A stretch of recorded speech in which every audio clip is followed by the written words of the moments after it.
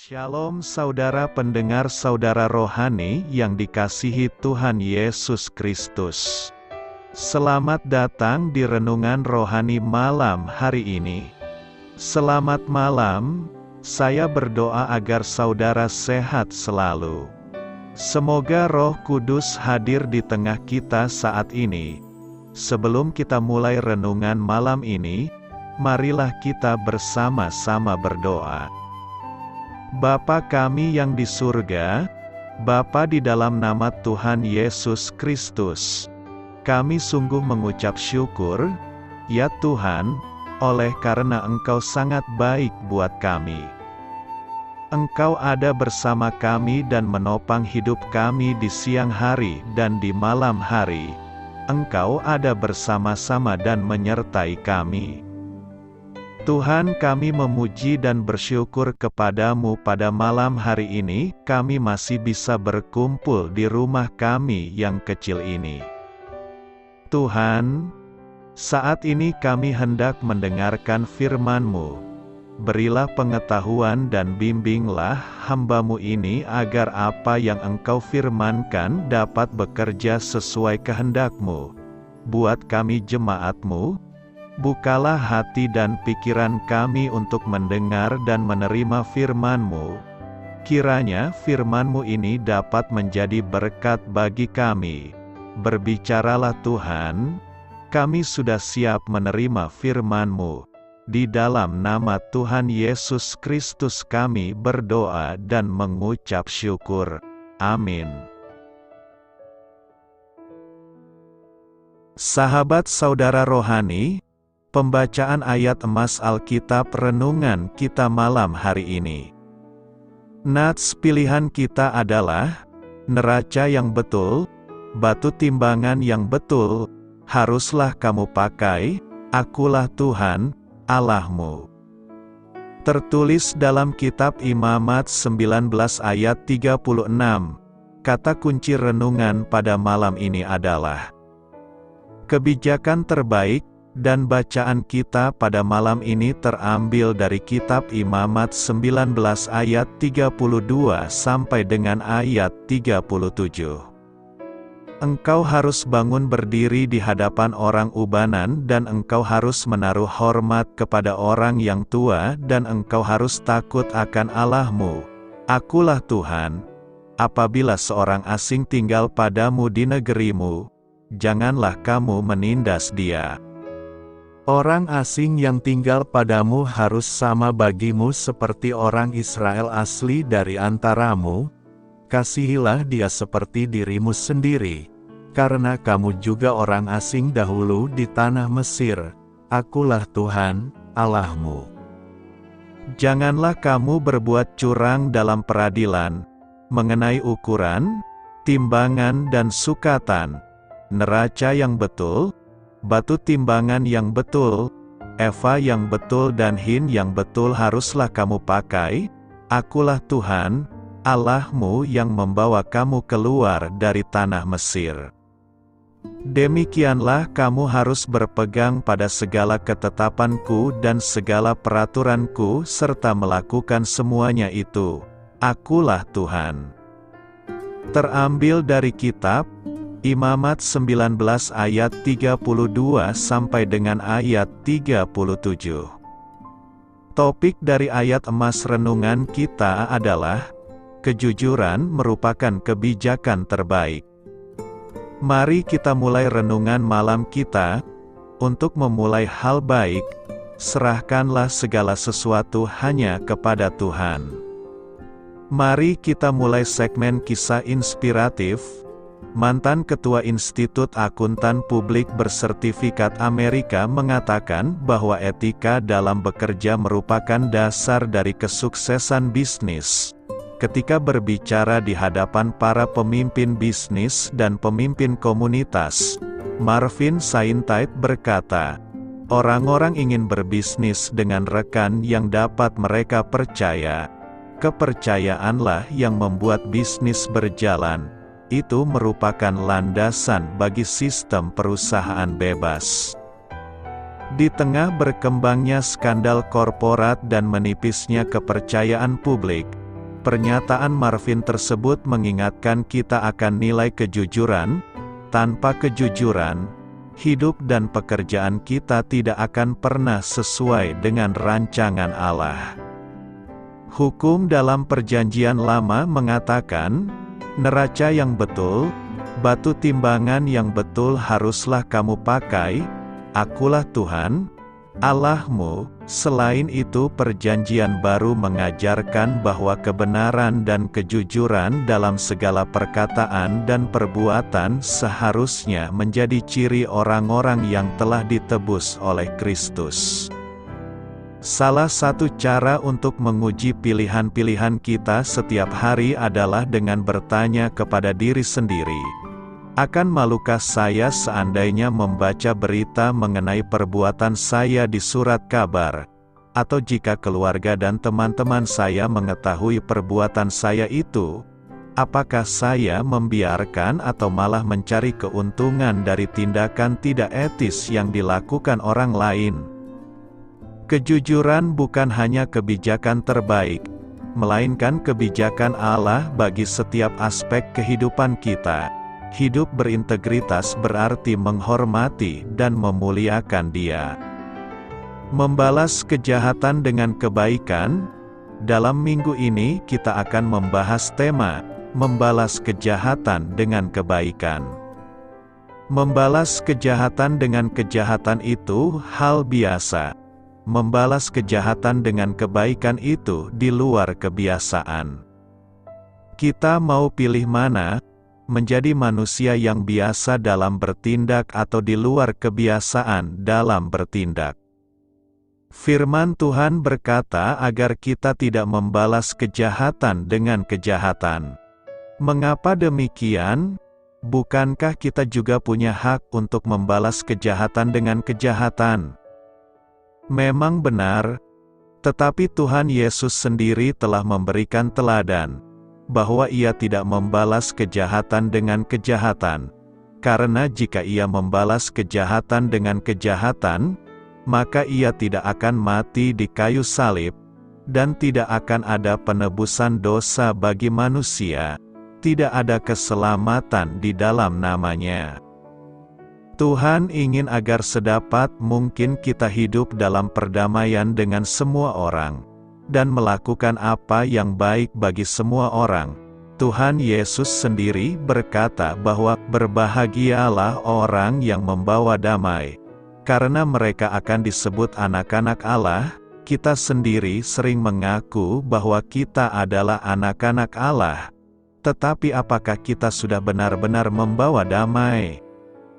Untuk mampu membalas kejahatan dengan kebaikan, maka kita harus menjadi tipe manusia yang di atas rata-rata. Apa maksudnya ini?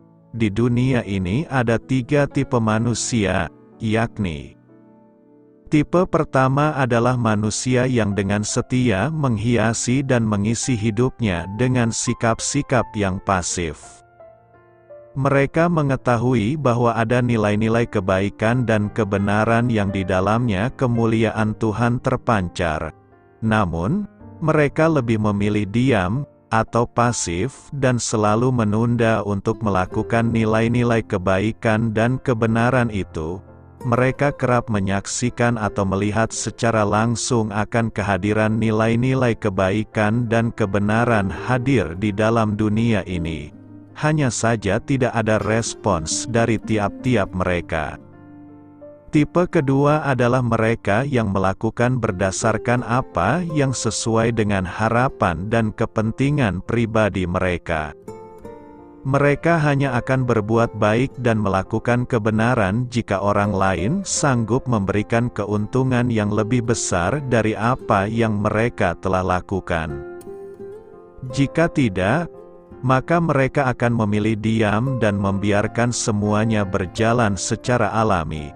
Sifat alami yang dimaksud di sini adalah lebih menyangkut kepada keuntungan pribadi.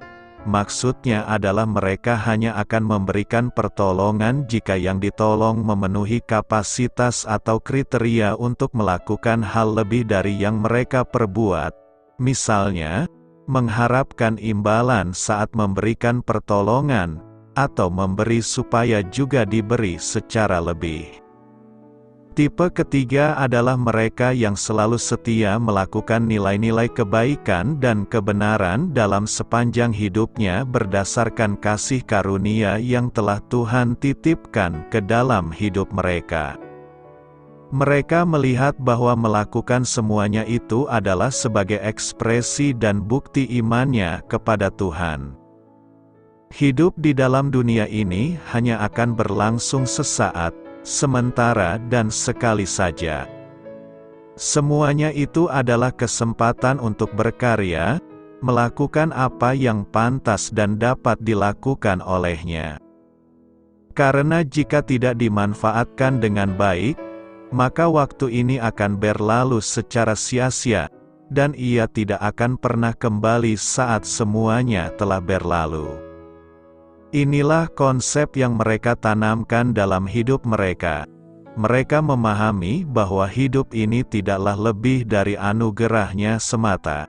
Tetapi serentak dengan itu, mereka merasakan bahwa anugerah itu bisa hilang dan pergi saat ia diabaikan atau diterlantarkan. Itulah sebabnya mereka sadar bahwa jika ada yang lebih baik, maka baik saja tidaklah cukup, atau jika ada musuh, maka mengasihi orang yang telah mengasihi kita saja tidaklah cukup. Dari ketiga tipe manusia di atas, hanya tipe yang ketigalah yang mampu memenuhi kriteria untuk membalas kejahatan dengan kebaikan.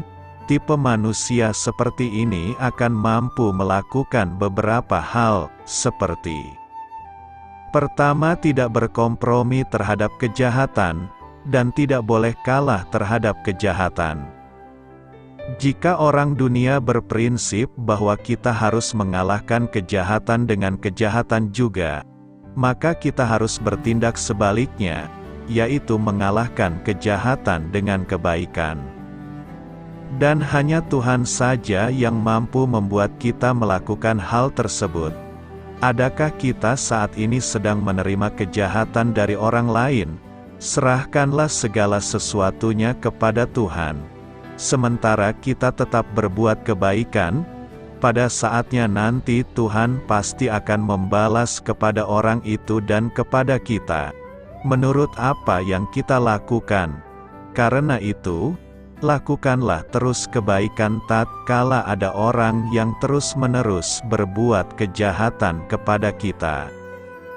Kedua, harus mampu mengalahkan kejahatan dengan kebaikan dengan tidak diizinkan melakukan kejahatan sama sekali.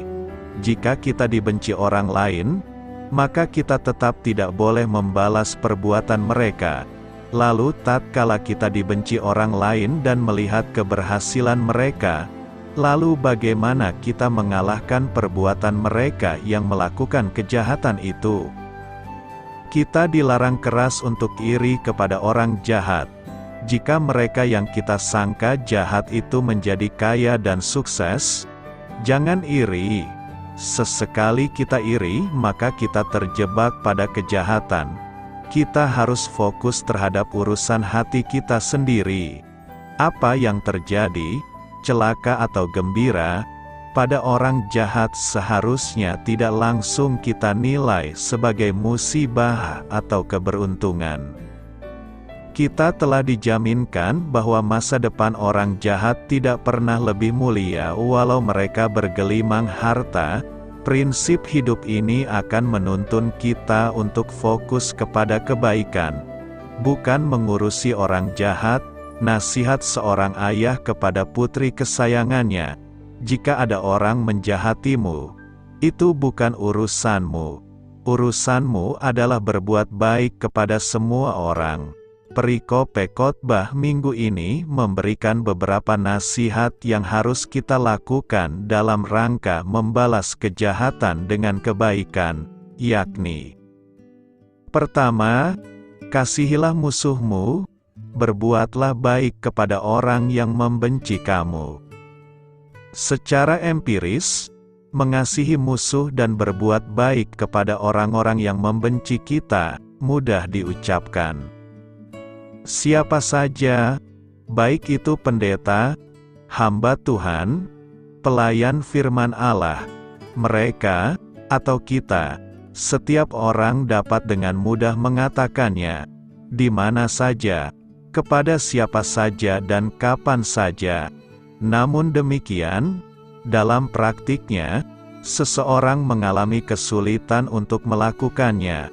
Bahkan, boleh jadi ia tidak dapat melakukannya karena berbagai alasan akar pahit, dendam, benci, iri hati, tinggi hati, sombong, congkak, angkuh, keras kepala, keras hati, emosi, dan sebagainya.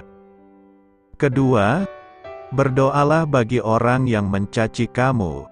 Dalam ayat 28 dikatakan agar kita meminta berkat bagi orang yang mengutuk kita lalu berdoalah untuk mereka, yaitu orang-orang yang mencaci maki kita. Secara tersirat, nas ini mendidik, mengajar dan mengingatkan kita, agar hendaknya kita berdoa dan berdoa bagi musuh-musuh kita, supaya kita mendoakan mereka sadar dan berhenti berbuat dosa dan pelanggaran, lalu kemudian mendengarkan firman-Nya, bertobat dan datang bersujud menyembah Dia. Ketiga, barang siapa menamparkan pipimu yang satu, berikanlah juga kepadanya pipimu yang lain. Sikap ini menunjukkan kerelaan mengalami penderitaan demi melawan kejahatan. Jika orang menamparkan pipi-pipi kita, maka hendaklah kita memberikan juga kepadanya pipi kita yang lain. Kemudian, jika seseorang mengambil jubah mereka, maka biarkan ia mengambil baju mereka pula. Keempat, berilah kepada setiap orang yang meminta kepadamu. Di sini, melalui firman-Nya ini, Tuhan Yesus mendidik, mengajar dan menasihati kita agar hendaknya kita memiliki hati yang legowo, hati yang tulus dan ikhlas. Berikanlah dengan tulus dan ikhlas kepada setiap orang yang meminta kepada kita. Kemudian, janganlah kita meminta kembali kepada orang yang mengambil kepunyaan kita atau harta milik kita. Kelima, jika kita kehendaki supaya orang perbuat kepada kita, perbuatlah juga demikian kepada mereka. Didikan, ajaran dan nasihat dari Tuhan Yesus yang berikut ini juga tak mudah dilakukan. Tuhan Yesus mendidik, mengajar dan menasihati kita bahwa apabila kita menghendaki supaya orang berbuat baik kepada kita, maka berbuatlah yang baik, lebih baik dan sangat baik lebih dahulu kepada mereka. Alkitab juga mengatakan bahwa jikalau kita mengasihi orang yang mengasihi kita, lantas apakah kebaikan kita? Tuhan mengingatkan kita bahwa orang-orang berdosa pun mengasihi orang-orang yang mengasihi mereka. Jadi apa bedanya? Demikian dinyatakan oleh firman-Nya dalam kitab Injil Lukas 6 ayat 33, yang berbunyi, "Dan jikalau kamu mengasihi orang yang mengasihi kamu, apakah jasamu? Karena orang-orang berdosa pun mengasihi juga orang-orang yang mengasihi mereka." Keenam, orang-orang berdosa pun berbuat demikian. Lagi-lagi, Tuhan Yesus mengingatkan kita bahwa apabila kita berbuat baik kepada orang yang berbuat baik kepada kamu, apakah jasa kita? Apakah kebaikan kita? Sebab semua orang berdosa pun ada kalanya berbuat baik kepada orang-orang yang berbuat baik kepadanya. Sehubungan dengan itu, baca dan perhatikanlah firman Tuhan yang dicatat dalam kitab Injil Lukas 6 ayat 33. Tuhan berfirman, "Sebab jikalau kamu berbuat baik kepada orang yang berbuat baik kepada kamu, apakah jasamu?" Orang-orang berdosa pun berbuat demikian. Lalu, dalam ayat 34, firman Tuhan berbunyi, Dan jikalau kamu meminjamkan sesuatu kepada orang, karena kamu berharap akan menerima sesuatu daripadanya, apakah jasamu? Orang-orang berdosa pun meminjamkan kepada orang-orang berdosa, supaya mereka menerima kembali sama banyak. Jadi, menurut ayat firman Tuhan ini, apabila kita meminjamkan sesuatu kepada orang lain, lalu kita berharap akan mendapat sesuatu daripadanya, maka apakah jasa kita? Hendaklah kita jangan berharap apapun juga daripadanya. Sebab orang-orang berdosa pun juga meminjamkan sesuatu kepada orang-orang berdosa. Dengan demikian, mereka akan menerima kembali sama banyak. Ketujuh, kasihilah musuhmu dan berbuatlah baik kepada mereka. Sungguh, Tuhan Yesus mengingatkan kita, agar hendaknya kita mengasihi musuh kita. Hendaklah kita menaruh belas kasihan kepada orang yang memusuhi kita. Hendaklah kita menyayangi orang-orang yang berbuat jahat kepada kita. Berbuatlah baik, lebih baik, dan sangat baik kepada mereka. Lalu pinjamkan dengan tulus hati dan tidak mengharapkan balasan. Sebab, upahmu akan besar di kerajaan sorga. Renungkan, apa yang hendak kita lakukan saat ini? Pertama, hindarilah hidup yang membalas kejahatan dengan kejahatan, tetapi balaslah kejahatan dengan kebaikan. Banyak bentuk kejahatan yang muncul di tengah-tengah aktivitas dan hidup keseharian kita, baik di lingkungan keluarga, lingkungan kerja maupun lingkungan bermasyarakat. Tanpa kita sadari, pengaruh lingkungan bisa saja membuat kita berperilaku yang sama dalam menyikap segala yang terjadi. Mengantisipasi kondisi tersebut, kita kembali diingatkan untuk tetap menjaga sikap dan kualitas hidup orang-orang Kristen supaya tidak serupa dengan orang-orang yang belum mengenal Kristus. Tidak membalas kejahatan dengan kejahatan adalah bukti sikap yang semakin bertumbuh dan semakin kuat dalam kasih kepada Tuhan dan bagi sesama, semakin melimpah dalam kasih, sehingga mampu mengampuni dan memberi bagi orang lain. Kedua, kita harus terus-menerus melatih sikap hidup kita agar bertumbuh dan semakin dewasa dalam kerohanian menuju kepada kesempurnaan Kristus. Tanda yang tampak pada orang Kristen yang sudah bertumbuh dewasa adalah menghasilkan atau memberi buah dan buah dalam pelayanan. Sehingga sikap orang Kristen dewasa akan bersedia menerima tanggung jawab dalam pelayanan untuk saling melayani, baik di dalam jemaat dan kepada semua orang. Contoh sederhana yang bisa kita rasakan dalam kehidupan sehari-hari adalah sapaan dan sentuhan yang penuh kasih dalam setiap interaksi kita di dalam keluarga, gereja, dan berjemaat. Sikap seperti itulah yang pertama kali tampak dan menjadi dasar dalam sikap yang bertumbuh di dalam kebenaran dan kasih Kristus. Sudahkah tanda itu hidup dan kita lakukan di tengah-tengah keluarga, jemaat dan lingkungan kita? Marilah kita melakukannya. Dengan demikianlah kita telah menunjukkan kebaikan dalam setiap kasih yang memotivasi kita. Nats Imamat 19 ayat 32 berkata, engkau harus bangun berdiri di hadapan orang ubanan dan engkau harus menaruh hormat kepada orang yang tua. Nats Roma 12 ayat 10 berkata, hendaklah kamu saling mengasihi sebagai saudara dan saling mendahului dalam memberi hormat.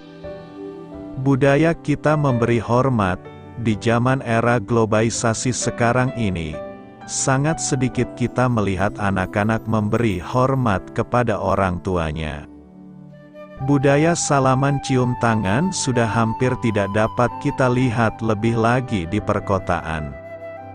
Anak-anak jarang memberi salam kepada orang tua ketika berangkat atau pulang dari sekolah. Krisis rasa hormat juga terjadi di kalangan muda-mudi.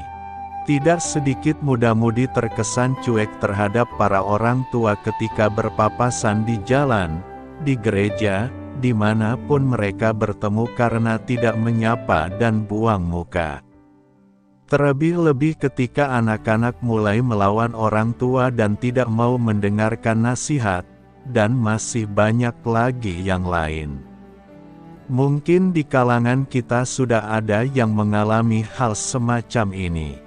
Firman Tuhan dalam Imamat 19 ayat 32, engkau harus bangun berdiri di hadapan orang ubanan dan engkau harus menaruh hormat kepada orang yang tua dan engkau harus takut akan Allahmu. Akulah Tuhan. Jika kita mendalami firman Tuhan ini, rupanya kalimat ini memiliki makna yang mendalam, bukan saja perintah untuk menghormati orang yang lebih tua, tapi lebih daripada itu. Berdiri di hadapan orang ubanan bisa juga berarti menghormati pihak-pihak yang berkuasa tidak hanya dalam keluarga tetapi juga dalam organisasi maupun pemerintahan. Dari bahasa Yunani, dalam penghormatan atau tentang hormat satu sama lain, hendaklah mendahului atau lebih menghormati. Di sini, dua terjemahan Inggris memberikan kita kekayaan arti, yaitu kasih yang saling melengkapi diwujud nyatakan dengan saling memberi hormat lebih daripada menghormati diri sendiri. Mari kita semakin menghormati keluarga, organisasi, pemerintah bahkan kepada siapapun sambil menyatakan kasih. Tuhan memberkati. Mari kita berdoa sejenak. Ya Tuhan, ajarilah kami untuk selalu menyatakan rasa hormat kami sehingga kami semakin mampu untuk menghargai dan mengasihi sesama kami. Amin. Apa yang diajarkan Alkitab tentang hak asasi manusia? Mari kita bahas. Sebuah upaya mempelajari Alkitab dengan jujur tentunya akan mengakui bahwa manusia, sebagai ciptaan istimewa Allah, telah diberkati dengan hak asasi tertentu. Pelajar Alkitab yang sejati selalu cenderung terhadap konsep kesetaraan, keadilan, dan kebajikan. Alkitab mengajar bahwa manusia diciptakan menurut gambar dan rupa Allah. Oleh karena itu, manusia mempunyai kekuasaan dan kehormatan di atas ciptaan lainnya. Gambaran Allah di dalam manusia mengandung pengertian bahwa pembunuhan adalah pelanggaran yang keji. Siapa yang menumpahkan darah manusia, darahnya akan tertumpah oleh manusia. Sebab Allah membuat manusia itu menurut gambarnya sendiri. Beratnya hukuman ini menekankan beratnya pelanggaran tersebut. Hukum Musa penuh dengan berbagai contoh bagaimana Allah menuntut perlakuan manusiawi terhadap semua orang. 10 perintah Allah mengandung larangan terhadap pembunuhan, pencurian, pendambaan kepemilikan orang lain, perzinahan, dan saksi palsu. Kelima hukum itu menjunjung tinggi perlakuan etis terhadap sesama manusia.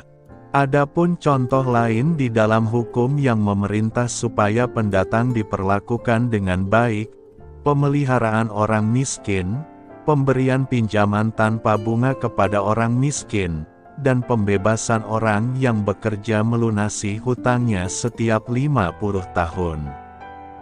Alkitab mengajar bahwa Allah tidak membeda-bedakan atau pilih kasih. Setiap orang adalah ciptaannya yang unik, dan Ia mengasihi setiap orang. Orang kaya dan orang miskin bertemu, yang membuat mereka semua ialah Tuhan. Oleh karena itu, Alkitab juga mengajar supaya orang Kristen tidak membeda-bedakan menurut ras, jenis kelamin, latar belakang kebudayaan, atau kedudukannya dalam masyarakat. Kita harus baik kepada semua orang, Alkitab memberi himbauan keras terhadap mereka yang memanfaatkan orang yang miskin dan yang tertindas. Siapa menindas orang yang lemah, menghina penciptanya, tetapi siapa menaruh belas kasihan kepada orang miskin, memuliakan dia. Sebaliknya, umat Allah harus membantu siapapun yang butuh pertolongan. Di sepanjang sejarah, sebagian besar orang Kristen mengerti dan melaksanakan tanggung jawab mereka untuk membantu sesama. Berbagai rumah sakit dan panti asuhan di dunia ini didirikan oleh umat Kristen yang peduli. Tidak sedikit reformasi dalam sejarah, termasuk penumpasan praktik perbudakan, dipelopori oleh pria dan wanita Kristen yang mencari keadilan. Sampai hari ini, umat Kristen masih berusaha melawan pelanggaran hak asasi manusia dan mengusahakan kebaikan semua orang. Dimanapun mereka membagikan Injil, mereka sedang menggali sumur, menanam tanaman, memberi pakaian, obat-obatan, serta pendidikan bagi mereka yang melarat. Hal ini sudah sewajarnya. Ada pengertian di mana orang Kristen sudah tidak mempunyai hak atas dirinya, karena ia telah menyerahkan hidupnya pada Kristus. Kristus memiliki orang percaya itu. Kamu bukan milik kamu sendiri. Namun otoritas Allah tidak melanggar gambar dan rupa Allah di dalam diri kita. Ketundukan kita terhadap kehendak Allah tidak membatalkan perintahnya yang berbunyi, "Kasihilah sesamamu manusia seperti dirimu sendiri." Sebaliknya, kita melayani Allah ketika kita melayani sesama kita. Apakah artinya menghormati Allah? Wahyu 4 ayat 10-11 menggambarkan sebuah adegan di surga. Maka tersungkurlah ke-24 tua-tua itu di hadapan Dia yang duduk di atas tahta itu, dan mereka menyembah Dia yang hidup sampai selama-lamanya.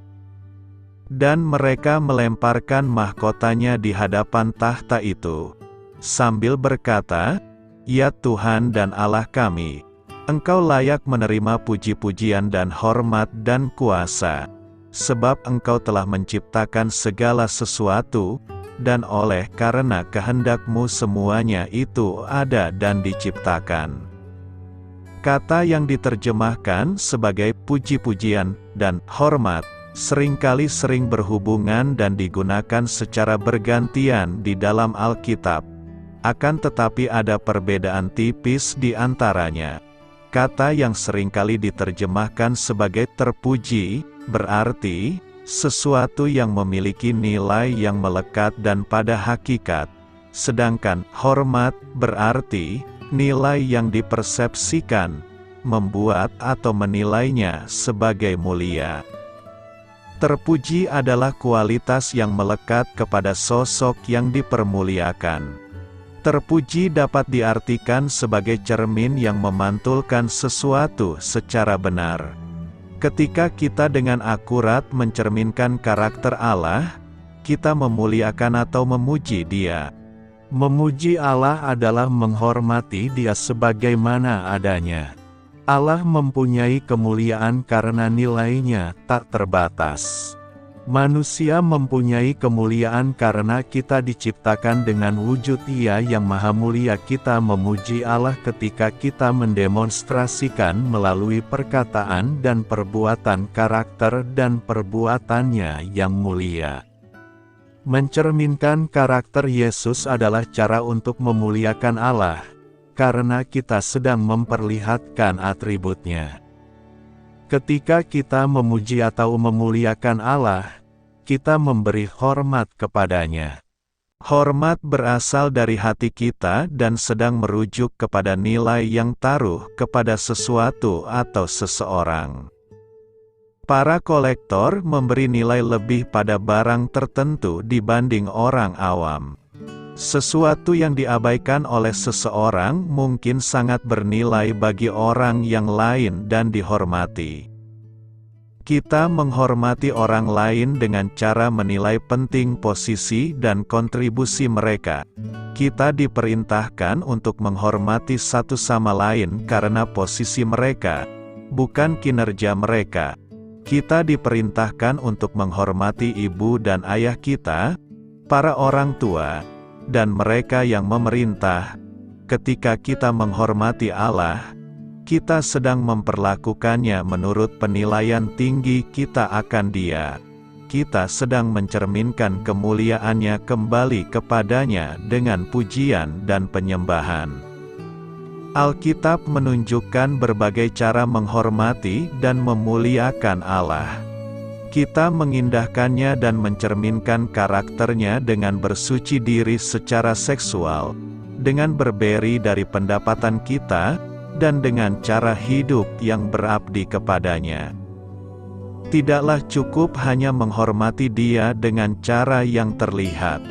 Allah menghendaki hormat yang berasal dari hati, dan Tuhan telah berfirman, "Oleh karena bangsa ini datang mendekat dengan mulutnya dan memuliakan Aku dengan bibirnya, padahal hatinya menjauh daripadaku, dan ibadahnya kepadaku hanyalah perintah manusia yang dihafalkan." Ketika kita bersuka cita kepada Tuhan, mencarinya di dalam segala yang kita lakukan dan membuat pilihan yang mencerminkan posisinya di dalam hati kita, kita sedang menghormatinya. Jangan engkau membenci saudaramu di dalam hatimu. Imamat 19 ayat 17 berkata, "Janganlah engkau membenci saudaramu di dalam hatimu, tetapi engkau harus berterus terang menegur orang sesamamu dan janganlah engkau mendatangkan dosa kepada dirimu karena dia." Kata benci berarti sangat tidak suka. Jika kita berkata, "Saya benci kepada penjilat," itu berarti kita sangat tidak suka kepada orang penjilat. Dalam kitab suci, kata benci dapat menunjukkan permusuhan yang hebat, perasaan antipati yang berkepanjangan dan sering disertai niat jahat. Kebencian demikian dapat menjadi emosi kuat yang mendorong seseorang untuk berupaya mencelakai objeknya. Kebencian dapat juga memaksudkan perasaan sangat tidak suka tetapi tanpa niat mencelakai objeknya. Sebaliknya, berupaya untuk menjauhinya karena jijik terhadapnya. Dalam kitab suci, membenci dikelompokkan menjadi dua kelompok besar, yaitu: pertama, membenci yang dibenarkan Tuhan dan bukti mengasihi Tuhan. Contoh membenci yang dibenarkan Tuhan bahkan bukti mengasihi Tuhan antara lain: hai orang-orang yang mengasihi Tuhan, bencilah kejahatan. Dia, yang memelihara nyawa orang-orang yang dikasihinya, akan melepaskan mereka dari tangan orang-orang fasik. Engkau mencintai keadilan dan membenci kefasikan. Sebab itu Allah, Allahmu, telah mengurapi engkau dengan minyak sebagai tanda kesukaan, melebihi teman-teman sekutumu. Kedua, membenci yang tidak dikehendaki Tuhan dan dianggap bersalah menurut Tuhan. Contoh membenci yang tidak dikehendaki Tuhan dan dianggap bersalah, antara lain: janganlah engkau membenci saudaramu di dalam hatimu, tetapi engkau harus berterus terang menegur orang sesamamu dan janganlah engkau mendatangkan dosa kepada dirimu karena dia. Jikalau seorang berkata, "Aku mengasihi Allah," dan ia membenci saudaranya, maka ia adalah pendusta, karena barang siapa tidak mengasihi saudaranya yang dilihatnya, tidak mungkin mengasihi Allah yang tidak dilihatnya. Ketika orang semakin dekat dan intim bersama Tuhan, maka kita akan semakin peka terhadap dosa. baik terhadap yang kelihatan maupun yang tidak. Semakin kita memahami sifat dan karakter Allah, semakin kita akan menjadi serupa sepertinya. Kita akan semakin membenci hal-hal yang bertentangan dengan firman dan naturnya. Jika kita membaca secara seksama isi kitab suci, maka kita akan menemukan betapa banyak teks yang memberi penjelasan mengenai apa yang dibenci Tuhan, yaitu Allah membenci kejahatan dan Ia pun membenci para pelaku kejahatan, karena itu orang benar membencinya juga. Allah membenci penyembahan berhala, Allah membenci ketidakadilan. Allah membenci penyembahan yang tidak sesuai dengan tingkah laku. Allah membenci orang Israel yang melakukan dosa dan juga Allah membenci orang yang melakukan kekerasan, umat Allah yang setia. Mereka akan juga membenci apapun dan siapapun yang Allah benci. Sewajarnyakah engkau menolong orang fasik dan bersahabat dengan mereka yang membenci Tuhan? Karena hal itu Tuhan murka terhadap engkau. Sang pemazmur juga menuliskan syair demikian. Masakan aku tidak membenci orang-orang yang membenci engkau, ya Tuhan, dan tidak merasa jemu kepada orang-orang yang bangkit melawan engkau. Aku sama sekali membenci mereka. Mereka menjadi musuhku, namun kebencian ini tidak disertai upaya untuk mencelakai orang lain dan tidak sama dengan kedengkian atau niat jahat. Sebaliknya, kebencian ini diwujudkan dalam bentuk perasaan muak terhadap perbuatan kejahatan, sikap yang fasik. Kebencian itu diwujudkan dengan menjauhkan diri dari yang jahat dan orang-orang yang sangat membenci Allah. Kehidupan Ayub yang hidup saleh dan jujur, ia takut akan Allah dan menjauhi kejahatan. Juga ada yang membencinya, namun dia tidak membalas, bahkan tidak bersuka cita saat pembencinya mendapatkan malapetaka. Kehidupan Ayub adalah bayangan dari kehidupan Tuhan Yesus. Yesus berkeliling ke semua kota dan desa. Ia mengajar dalam rumah-rumah ibadat dan memberitakan Injil Kerajaan Sorga serta melenyapkan segala penyakit dan kelemahan. Kehidupan Yesus mewujudkan janji nubuatan yang disampaikan Yesaya dan dibuktikan dalam Lukas 4 ayat 19, yaitu untuk memberitakan pembebasan kepada orang-orang tawanan, dan penglihatan bagi orang-orang buta, untuk membebaskan orang-orang yang tertindas, untuk memberitakan tahun rahmat Tuhan telah datang. Yesus yang lebih saleh dan benar dari Ayub tetap saja dikucilkan, bahkan dibunuh dengan jalan disalibkan. Yesus saat disalibkan berseru kepada Bapa agar mereka yang membunuhnya mendapatkan pengampunan.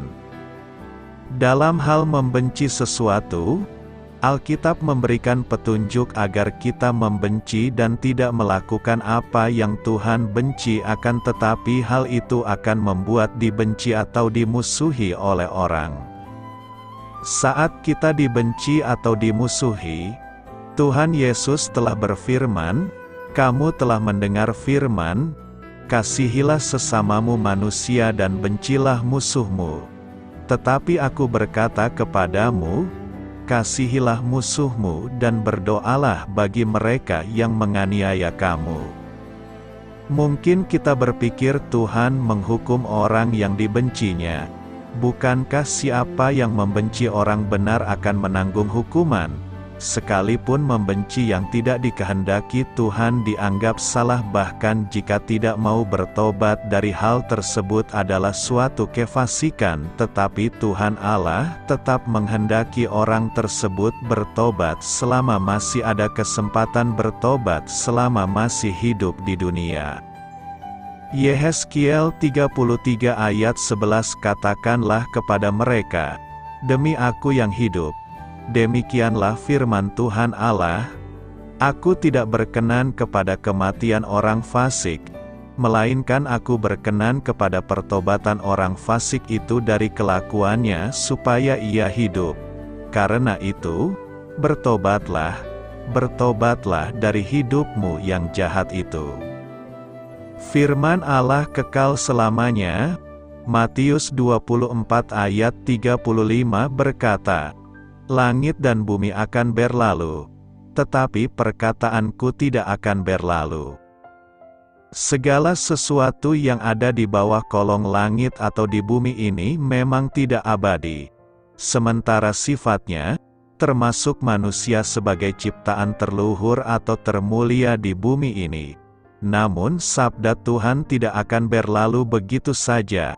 Kita semua tahu bahwa sabda Tuhan yang tertulis sekian abad yang lalu sampai kini masih berlaku dan up to date. Tak pernah dilupakan orang. Sementara itu manusia serta karya-karyanya dengan mudah berlalu dan dilupakan orang. Kita semua kiranya mendambakan apa yang tahan lama atau tidak akan mudah berlalu atau dilupakan. Maka marilah kita miliki dan hayati sabda Tuhan sebagaimana tertulis di dalam kitab suci. Kiranya tidak perlu seluruh isi kitab suci dikuasai dan dihayati, tetapi cukuplah ada ayat-ayat yang mengesan bagi kita masing-masing sungguh kita miliki dan hayati. Sebagai contoh kiranya adalah ajaran perihal kasih. Karena kasih juga bersifat tak terbatas, maka perkenankan saya mengangkat ajaran kasih Yesus untuk kita refleksikan dan hayati. Kasihilah musuhmu, berbuatlah baik kepada orang yang membenci kamu. Perihal saling mengasihi kiranya kita semua tahu bahwa kapan kita mulai dan mengakhiri dalam saling mengasihi kita tidak tahu sama sekali. Ambil contoh, apakah Anda sebagai suami istri tahu persis kapan mulai mengasihi pasangan Anda dan akan berakhir dalam mengasihi? Kiranya tak ada yang tahu. Maka marilah kita perdalam dan perkuat penghayatan sabda Yesus di atas ini, saling mengasihi dan berbuat baik dengan dan kepada siapapun, dimanapun dan kapanpun tanpa pandang bulu.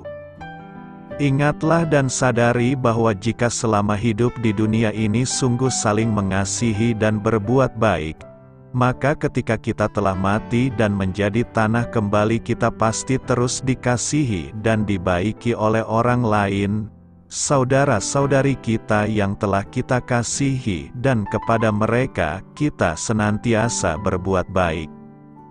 Keadaan dunia ini boleh saja berubah, situasi ekonomi boleh saja berubah, tetapi kita percaya bahwa janji Tuhan tidak pernah berubah. Janjinya tetap ya dan amin, langit dan bumi akan berlalu, tetapi perkataanku tidak akan berlalu. Apapun yang ada di dunia ini boleh saja bergoncang, tapi kita tetap percaya bahwa kita menerima kerajaan yang tidak tergoncangkan. Selama kita tidak terpengaruh oleh situasi, tetap percaya kepada firman-Nya, tekun menanti-nantikan Tuhan, serta setia mengerjakan apa yang menjadi bagian kita, janji Tuhan pasti akan tergenapi dalam hidup ini. Karena itu, tetaplah percaya pada sabda Allah maka Tuhan akan menepati janji-Nya kepada kita. Beritakanlah Injil kepada segala makhluk, hormatilah semua orang. Selamat beristirahat malam dalam kasih setia Tuhan. Doa saya menyertai saudara sekalian. Mari bertumbuh dalam iman bersama saudara rohani.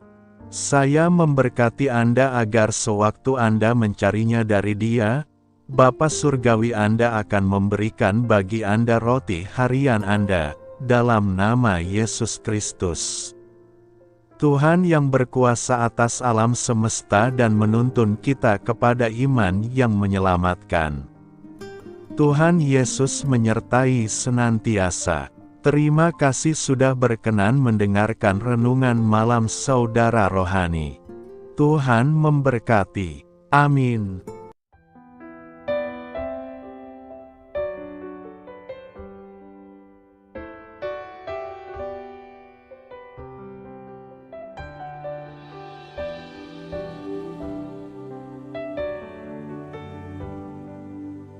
Marilah kita renungkan, sahabat saudara rohani, demikianlah renungan firman Tuhan malam hari ini.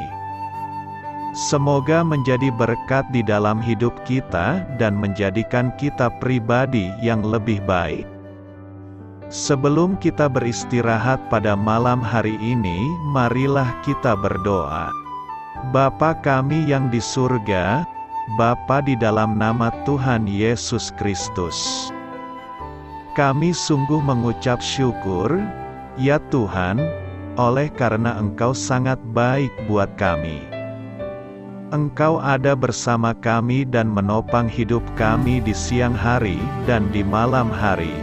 Engkau ada bersama-sama dan menyertai kami, ya Tuhan Yesus. Kami mengucap syukur untuk firman-Mu, ya Tuhan, yang memberikan kami kekuatan dan menyadarkan kami bahwa kami tidak perlu takut dengan gelap dan malam. Sebab Tuhan, Engkau ada bersama kami. Engkau melindungi kami dan menjadi perisai bagi kami hamba-Mu berdoa saat ini. Tuhan, untuk setiap pendengar renungan ini yang mengalami ketakutan, kecemasan, kegelisahan, pada situasi gelap dan malam hari di dalam nama Tuhan Yesus Kristus. Kuasa Tuhan melepaskan mereka dari segala ikatan roh-roh ketakutan yang mengikat mereka saat ini. Tuhan melepaskan setiap anak-anak-Mu dari segala rasa takut dan kecemasan. Di dalam nama Tuhan Yesus segala kuasa-kuasa roh jahat, kuasa setan iblis yang mengganggu anak-anak-Mu, ya Tuhan, tolong hancurkan dan halaukan dengan kuasa-Mu. Dalam nama Tuhan Yesus Kristus, berkati setiap kami anak-anak-Mu, ya Tuhan, dan lindungilah kami aman di dalam Engkau. Ya Tuhan, penuhilah setiap hati kami dengan keberanian, damai sejahtera, dan sukacita serta ketenangan yang dari Tuhan. Berkati kami di malam hari ini, saat kami tidur dan beristirahat. Kuasa-Mu, ya Tuhan, menaungi setiap kami, memberkati dan melindungi kami. Bangunkanlah kami kembali besok pagi dengan kekuatan yang baru, tubuh yang sehat diberkati Tuhan, dan berkat-berkat yang baru Tuhan sediakan bagi kami. Terima kasih, ya Tuhan, kami sungguh mengucap syukur untuk firman-Mu yang menguatkan kami. Dalam nama Tuhan Yesus Kristus Juru Selamat kami, Bapa kami yang baik, kami mengucap syukur dan berdoa haleluya. Amin. Biarlah firman Tuhan menjadi pengingat untuk kita semua, bahwa tuntunan dari Roh Kudus akan selalu memberi jalan keluar bagi setiap permasalahan hidup kita, dan memberi kedamaian di hati kita. Amin. Sampai jumpa di renungan malam saudara rohani berikutnya.